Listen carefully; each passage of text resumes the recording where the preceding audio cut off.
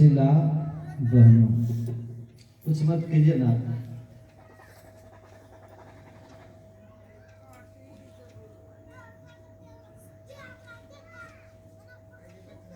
संत दादू दयाल जी महाराज ने कहा है कि राम हृदय रस मेली के साधु शब्द सुनाया आय, मानव कर दीपक दिया, संशय तिमिर सब जाए। संत दादू दयाल जी महाराज की वाणी है। संत दादू दयाल जी कहते हैं, कैसे करता तुम? संत महात्माओं की वाणी, संत महात्माओं का ज्ञान हमारे सारे संशयों का, हमारे अज्ञान अंधकार का नाश करने के लिए होता है। तो यहाँ ज्ञान यज्ञ हो रहा है। इनके क्या नाम है लड़का? अमित जी के शादी के उपलक्ष्य में यह सत्संग रखा गया है। यह ज्ञान यज्ञ है, सत्संग यज्ञ। तो मैं उनके लिए शुभकामना करता हूँ, उनका जीवन सुखमय, आनंदमय, कल्याणमय हो। यही गुरु महाराज से मैं प्रार्थना करता हूँ, उनके अज्ञान अंधकार को गुरु महाराज दूर करे। तो सत्संग संशयों को, अज्ञानता को मिटाने के लिए होता है। संतों का ज्ञान, जैसे हम अंधकार में पड़े हों और उस अंधकार में हम भटक रहे हों, उस अंधकार में हम लोग भयभीत हो रहे हों, रास्ता भूले हुए हों और ठोकरें खा रहे हों। अंधकार में आदमी भयभीत भी होता है, ठोकर भी खाता है। रास्तों को लेकर के उनके मन में संशय और भ्रम भी रहता है। और उसी समय ऐसे अंधकार में इस तरह के कष्टों को झेलने वाले को अगर हाथ में कोई दिया दे दे तो उसके लिए बड़ा ही सुख सुविधापूर्ण हो जाता है, अच्छा हो जाता है। कहते हैं उसी तरह संत महात्माओं का जो ज्ञान होता है, संसार में भटक रहे मानव के लिए अनेक तरह के दुख संताप सह रहे मानव को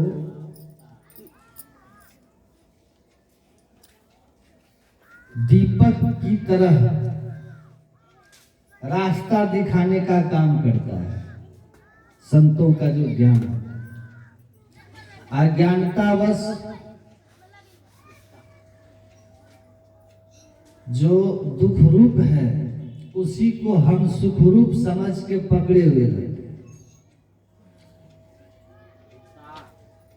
महाभारत में एक श्लोक है माता मदालसा का,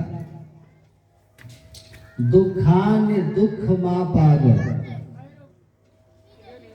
दुखानि दुखा पद माया भोगान, सुखाय जनाति विमूढ़ चेता, तान्येव दुखानि पुनः सुखानि, जानाति विद्वान अविमूढ़ चेता। माता मदालसा कहती हैं अपने पुत्र से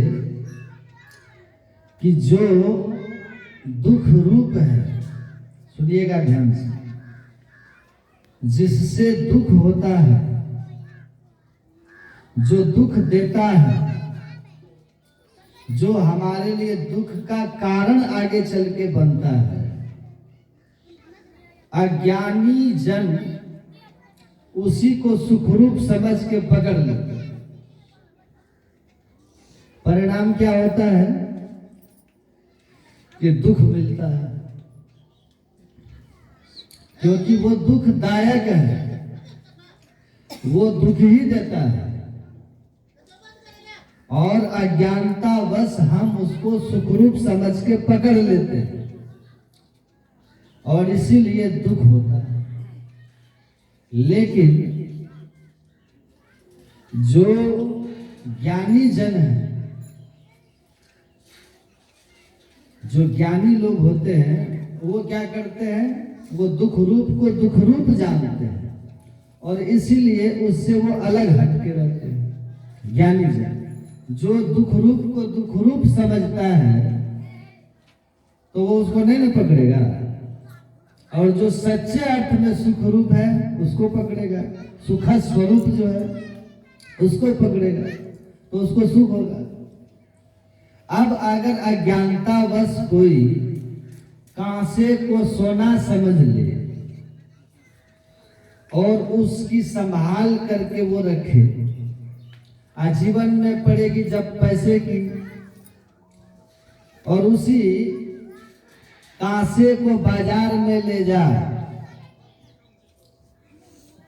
हाँ, कि इसको आप सोनार को दे कि बेच के रुपया ले लें और हमको पैसा दे, तो उसको क्या मिलेगा, दुख मिलेगा कि नहीं मिलेगा, क्योंकि सोना तो है ना, कांसा को सोना समझ रखा था। तो जो अज्ञानी जन होते हैं इसी तरह जो चीज दुख रूप है उसको सुख रूप समझ के पकड़ लेते हैं और उनको दुख मिलते चला जाता है, लेकिन अज्ञानतावश पकड़े रहते हैं, छोड़ते नहीं। तो माता मदालसा कहती है, पुत्र संसार के भोग दुख रूप है, रूप रस गंध स्पर्श और शब्द, ये 5 ज्ञानेंद्रियों से 5 विषयों का भोग, सब इंद्रिय के भोग गुरु कहते हैं रूप। कहते हैं ना, गुरु का ज्ञान हमको ये सिखाता है कि इंद्रियों से विषयों का भोग जो है वो रोग का कारण होता है। भोगम रोगम दुख रूप है। मृगवार सब ही प्रपंचन विषय सब दुख रूप। तो माता मदालसा कहती है कि दुखानि दुखा पग माय भोगा,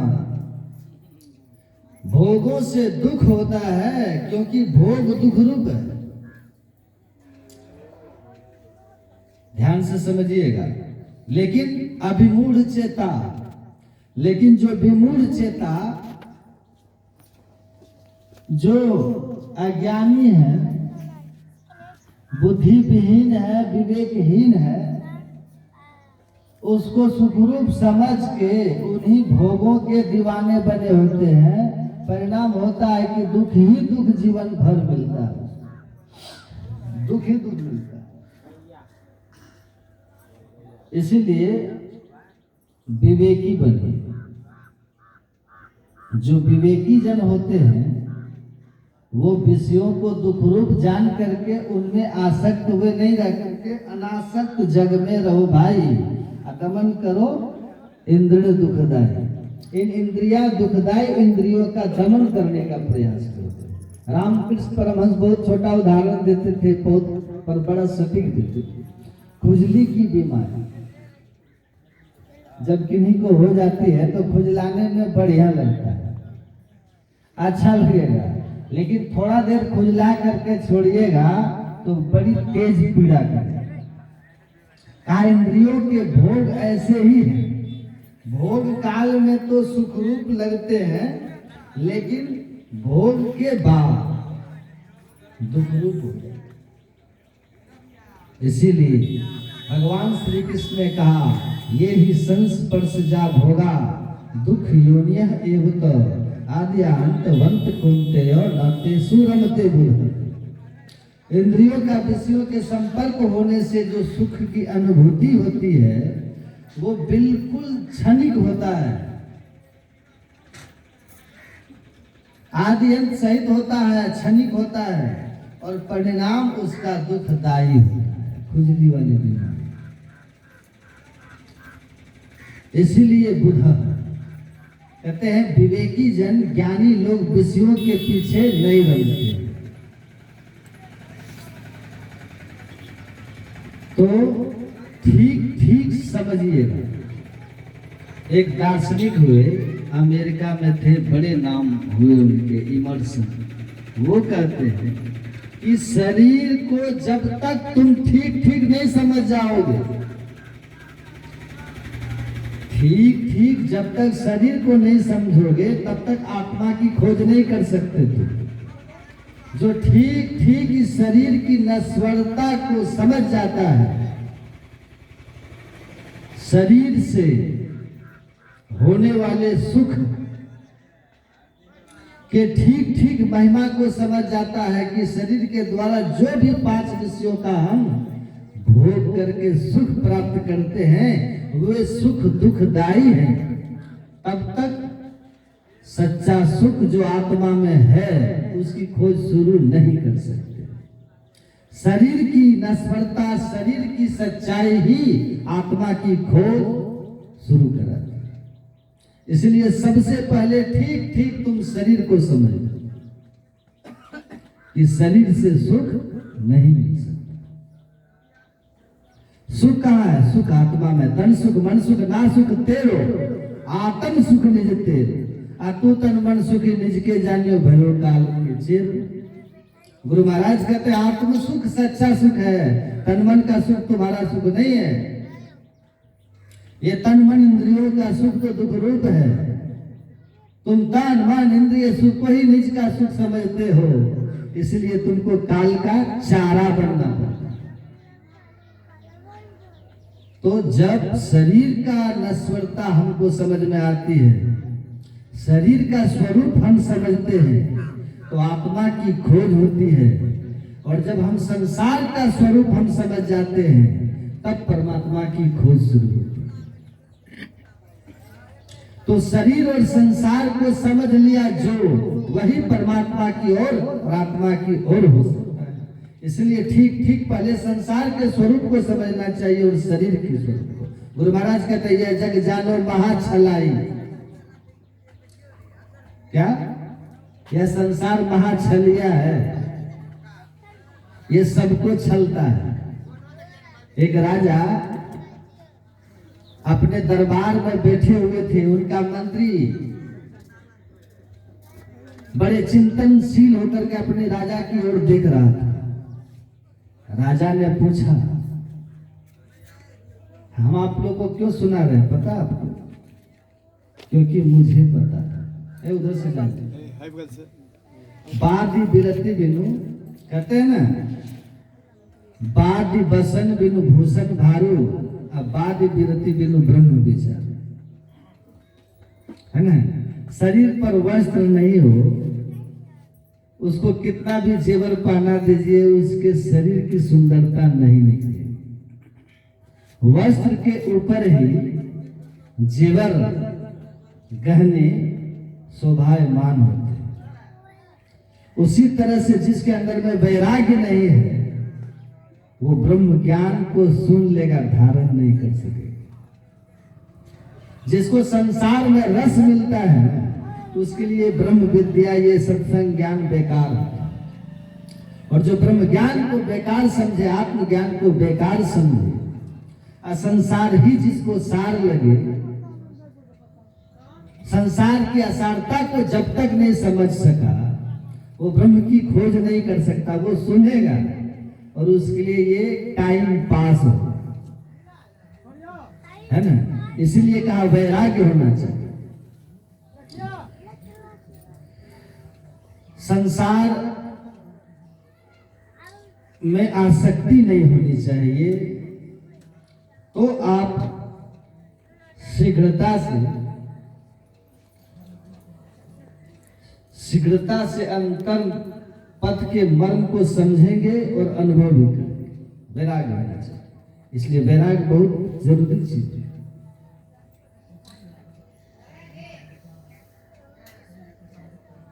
गुरु महाराज इसलिए कहे, गुरु महाराज की वाणी में है, पाठ में, पदावली में वो कहते हैं, सुनिए सकल जगत के वासी, यह जग नश्वर सकल विनाशी। शंकराचार्य की वाणी सुने ना, अष्टकुलाचल सप्त समुद्रा ब्रह्म पुरंदर दिनकर रुद्रा न त्वम नाहम नायम लोकस तदपि कृमर्थे क्रियतम सोकर। कहते ये समुद्र सागर स्वर कोई रहने वाला नहीं है, सब नाश को प्राप्त होते, न हम रहेंगे न तुम रहो, काहे का शोक करते हो। कोई संसार से प्रियजन चला जाता है तो हम बड़े दुखी होते हैं कि जैसे हम नहीं जाएंगे, हम नहीं मरेंगे, होता है ना। ये तो स्वरूप है संसार का। कोई आश्चर्य हमको तब होना चाहिए जब जो आपके साथ घटना वो हमारे किसी के साथ नहीं हुई, तब ना आश्चर्य। तो दुख और आश्चर्य की बात होनी चाहिए, जो सबके साथ होता है वही हमारे साथ होता है, इसमें आश्चर्य क्या है? तो इसमें कौन सी बड़ी बात है? ये तो संसार यही है, यही स्वरूप है। गुरु महाराज कहते हैं, ना भयो जग काहू कितनों को अपनों की। ये संसार किसी का हुआ नहीं, चाहे कोई कितना भी अपना बनाने का प्रयास किया। सहजो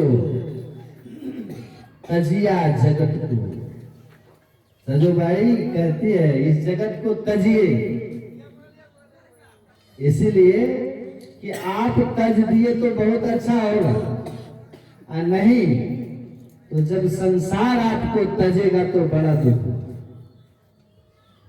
है ना, क्योंकि एक दिन ये छोड़ेगा। इससे अगर कोई आपको कहे, आपको कोई कहे कि कुर्सी छोड़ो, उससे पहले कुर्सी छोड़ देने में इज्जत सलामत हो जाती है।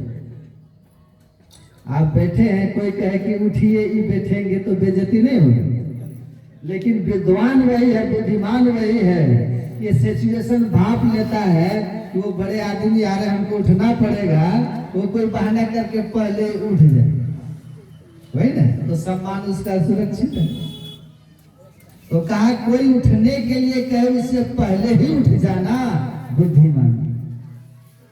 यमराज आके कहे संसार छोड़ो, उससे पहले ही संसार को लात मार देना बहुत उचित होता है। एक गधा था, बीमार हो गया, उसका मालिक गया डॉक्टर के पास,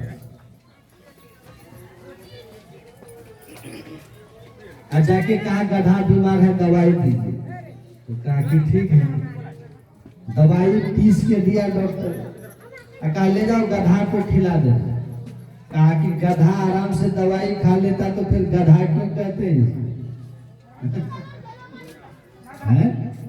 विचार लीजिए, उसको गधा क्यों कहते हैं जब वो आराम से दवाई खा लेता तो डॉक्टर बोला अच्छा ये बात तो सही है, तो कहा उपाय बताइए, तो गधा को दवाई कैसे खिला? कहा कि ये काम करो, अरे क्या कर रहे हो आप लोग, सत्संग हो रहा है, आप डंठल का पाइप बना लेना, ये दवाई जो है डंठल के मुंह पे रख देना, अल्लाह शांति, और एक मुंह गधा के मुंह में डाल देना, एक पाइप एक तरफ, और एक तुम अपने मुंह में लेके जोर से फूंक मार देना, गधा के पेट में घुल जाए।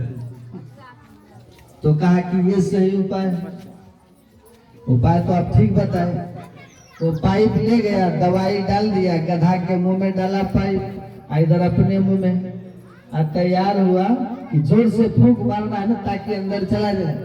ये दम लेकर के पूरा सोचा फूंक मारे, बस पहले गधे छींक मार दिया, समझे? गधा को सर्दी जुकाम था, आई अभी तैयारी में था कि गधे छींक दिया, क्या बस दवाई इसी में उल्टे हो।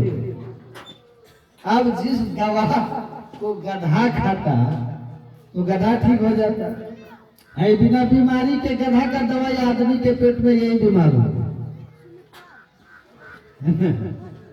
तो आप तैयारी में रहेंगे कि हम संसार छोड़ेंगे, संसार छोड़ेंगे, तब तक जब विदा जाए फिर हम पड़ जाएंगे। इसलिए सहजो बाई कहती है, सहजो भज हरि नाम को तजो जगत सोने है, अपनों तो कोई है नहीं अपनी सगी न देह। यही कहे गुरुदेव जो यही पुकारे संत, असहजो तजिया जगत को तो ही तजेगा अंत। तुम पहले छोड़ दी तो बहादुर हो गए, और नहीं तो जब ये जगत तुमको लात मारेगा तो बहुत दुख होगा, बहुत दुख होगा। तो संसार को ठीक ठीक समझना है, संसार का स्वरूप ही और उसको छोड़ने का तरीका ही संत बताते हैं। मगन हो भव अम्बुनिधि में कृपा सिंधु मुरारी। सूरदास कहते हैं कि हम तो मगन है, कहाँ मगन है भाई? भव अम्बुनिधि, संसार समुद्र में हम मगन हो गए। कौन से संसार समुद्र में? समुद्र ऐसा समुद्र है ये संसार। समुद्र में अनेक तरह के जीव होते हैं ना, भयानक भयानक जीव है इसमें। निद्रा भय सरिसरूपम हिंसादि तरंग कृष्णावर्तम धार पंकम संसार वार्ग करतुम सूक्ष्मार मोगलम। ऋषि कहते हैं जिस संसार में तुम मगन हो रहे हो, ये ऐसा सागर है जिसमें निद्रा भय भयानक जंतु है, निगल रहे हैं तुमको। आप नींद में रहते हैं तो जीवन का कितना समय नींद में बिता देते हैं आपको पता रहता है? नींद में जिंदा होंगे कि नहीं होंगे, मृत्यु के मुंह में तो है। शत्रु भी आपके साथ बुरा कर सकता है क्योंकि आप होश में नहीं, भयभीत रहते हैं हमेशा, किसी न किसी कारण से भय नहीं। किसी को लगता है थोड़ा सा कोई बीमार हो गया बूढ़ा आदमी तो मन में भय हो जाता है, पता नहीं इस बार इनका क्या हो। अब जैसे एक आदमी हमको फोन किया कल, एक दुखद समाचार है बाबा, इन्होंने ऐसा किया वैसा किया, तो हमको लगा कि चले गए। तो फिर बाद में कहते हैं कि नहीं उनका चश्मा खो गया। तो हम बोले चलिए भाई, चलिए बच गए।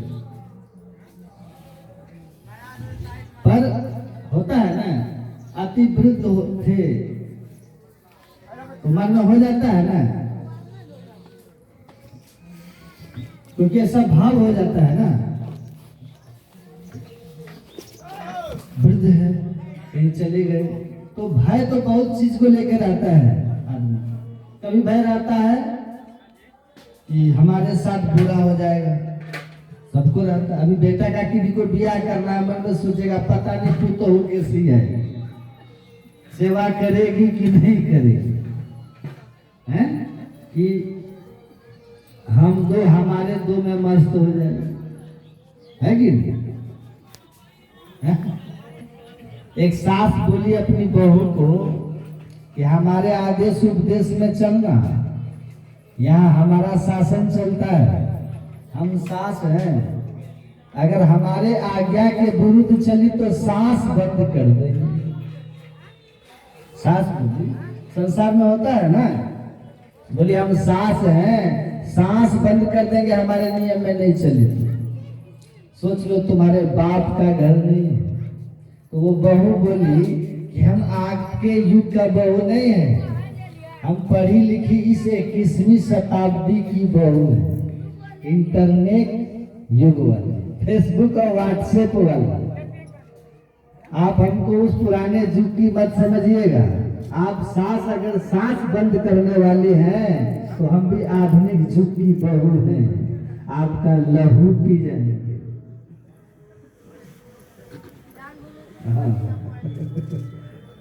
समझे ना? सावधान, भय रहता है कि नहीं? बोलिए आप। मैं कोई बहुत बड़ा उदाहरण नहीं दे रहा, आपको समझ में आ जाए कि भय है। बेटा का शादी करते हो कि पता नहीं बहू कैसी है, बेटी का शादी करते समय पता नहीं ससुराल कैसा होगा, दामाद कैसा। हर क्षण भय में है। लड़की भय में है पति कैसा होगा, लड़का भय में है पत्नी कैसी आएगी, सब भयभीत है। विद्यार्थी भय में रहता, पास करेंगे कि नहीं? पढ़ रहे हैं, जीवन में कुछ अच्छा कर पाएंगे कि नहीं? किसान भयभीत है कि पता नहीं वर्षा क्या कमाल कर जाए, फसल खराब हो। तो ये संसार में भय एक ऐसा जानवर है, हिंसक जीव है, जो हर पल आपको डिस्टर्ब किए। ऐसे संसार में आप मगन होते रहते हैं। कहते सावधान होकर रहिए, ये संसार है हिंसा भय सरिसरूप। हिंसा की तरंग, और समुद्र में तरंगे हमेशा उठती रहती है, हर दम तरंग, एक क्षण नहीं रुकी। हम गए थे, दीघा गए थे, उधर समुद्र के किनारे, उधर बंगाल में पड़ता है। तो हम ऐसे घूम करके खड़े थे फोटो खिंचाने के लिए, और वो बाबा फोटो खींचने के लिए मोबाइल ऐसे किए हुए थे। हमारे बगल में एक आदमी और थी, हल्की हल्की छाता थी, हल्की हल्की बारिश हो रही थी, छाता भी था। कम से कम समुद्र वहां तक जाके इलाका गाछ है ना, वहां समुद्र था, हम इतना आगे, समझे? और फोटो खिंचाने के लिए खड़े हैं, और वो मोबाइल ठीक करे, इतने में इतनी बड़ी लहर आई कि मेरे कमर तक पानी हो गया। खिंचा के यहाँ तक पानी, और थोड़ा सा यहाँ आ जाता तो खींच के ले जाता पीछे। भीग गए। तो हर पल समुद्र की लहरें उठती रहती है, और एक लहर दूसरी सी बड़ी होती है, उससे तीसरी बड़ी होती है। ये सतत होता है समुद्र में, हमने देखा। कहते ये संसार सागर में पानी आपको दिखाई नहीं दे रहा है, लेकिन नाक सबका अंदर सांस लेने में परेशान हो रहा है। इतने तरह की परेशानियां हैं इस संसार सागर में।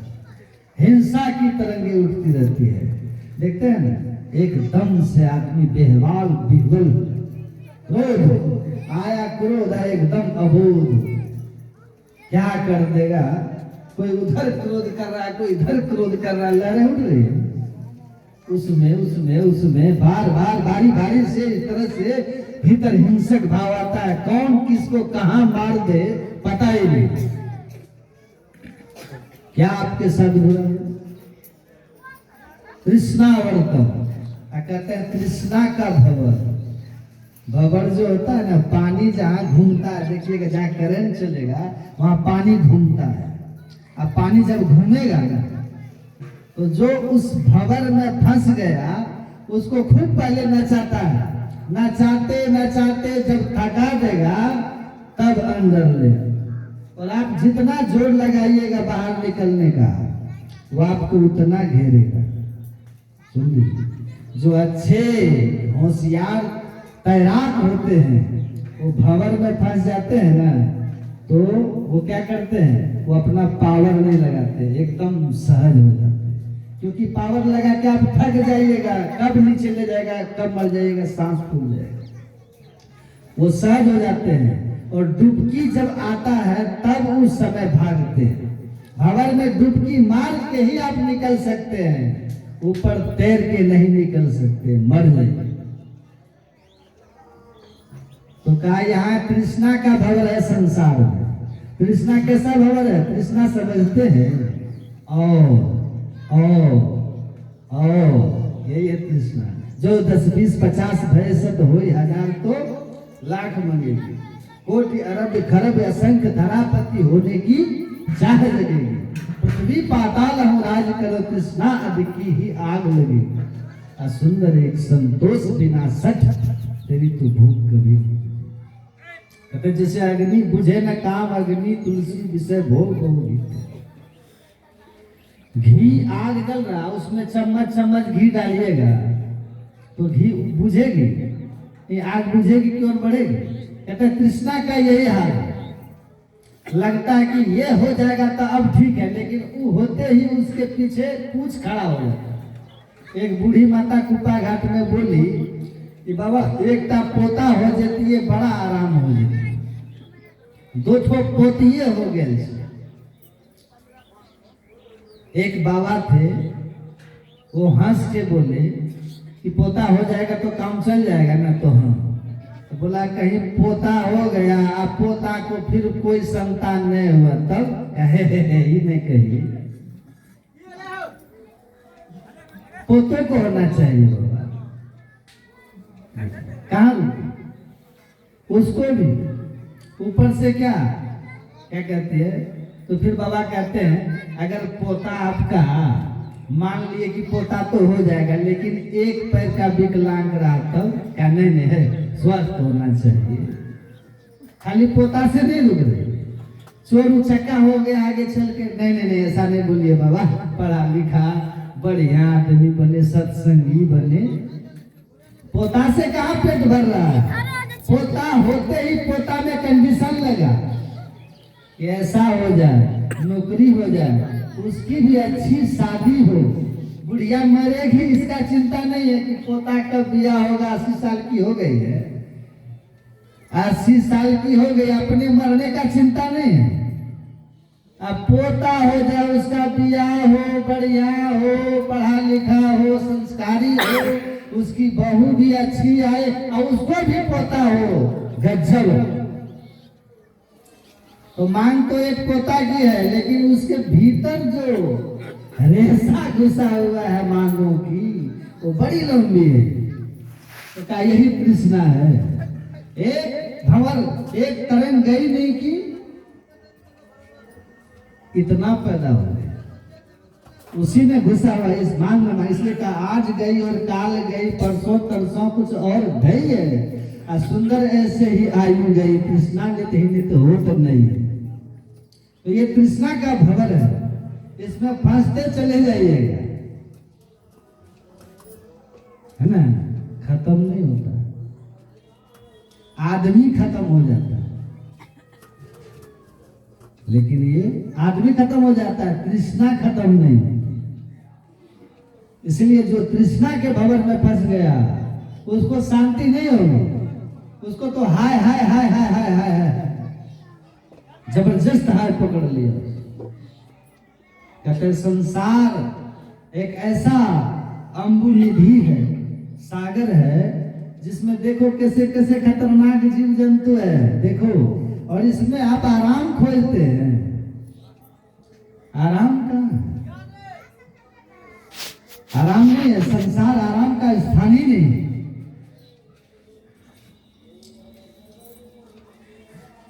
अम्बु निधि में क्या कहा, क्या क्या परेशान करता है। दार पंकम, दार मतलब होता है स्त्री, पत्नी। अब ऋषि पुरुष है इसलिए स्त्री को पंख बताया, लेकिन पुरुष भी स्त्री के लिए पंख है, समझ रहे हैं। यहाँ कहने का भाव यह है कि स्त्री पुरुष के प्रति जो आपका आकर्षण है, गृहस्थ का खंडन नहीं कर रहे हैं, काम का खंडन कर रहे हैं। जो लोग काम के आसक्त होते हैं, विषयासक्त होते हैं, उसका खंडन किया जा रहा है। ऋषि कर रहे, विषया पर नारी निशा तरुणाई बंद